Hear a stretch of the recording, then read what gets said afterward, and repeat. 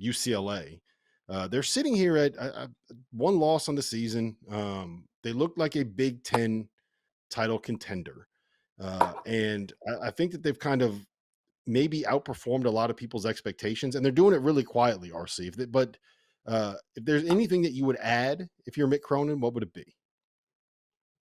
First of all, for Mick Cronin, I'm going to add that little foam middle finger that comes up for all of you that was doubting my man, that was crapping on him last year when they finished one game below 500. Remember that, all of you. That's what I'm giving all of the fans for Cronin, Mick. That little foam middle finger for you. No, it's. I'm serious.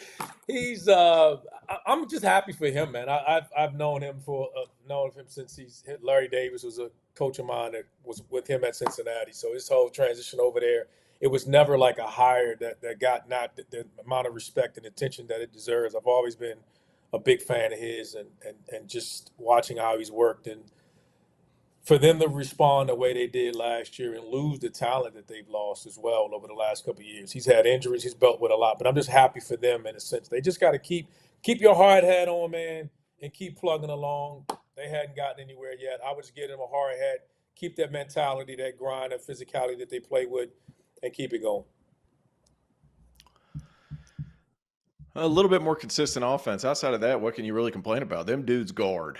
Man, we've talked about they're forcing turnovers on 27% of their defensive possessions, and that's nothing new. Randolph alluded to it. Mick's a hell of a coach, and he puts these guys in position defensively to be badasses. So that's going to continue no matter what. Defense travels, and they've had guys really step up in that aspect. I feel like Kobe Johnson. He was great at USC. He goes over and plays for Mick. It's like it gets even better. So.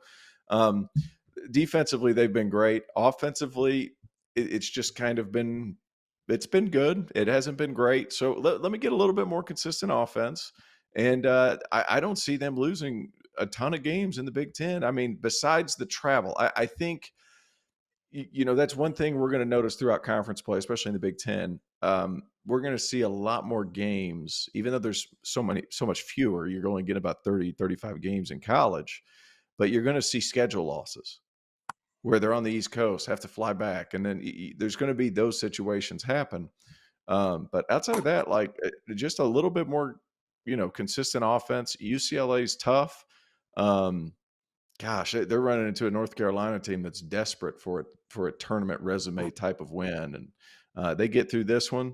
They got Gonzaga, and then conference play starts. UCLA's tough defensively. It's almost like Mick just fits the Big Ten, one would assume. Mm-hmm. Yep.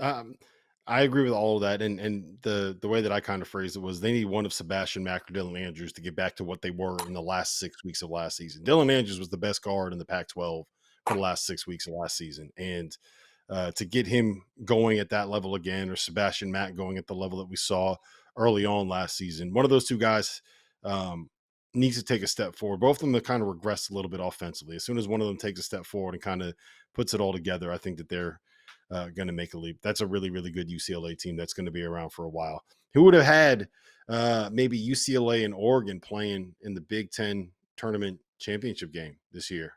T.O. Possible. That could happen. It's possible. That could happen.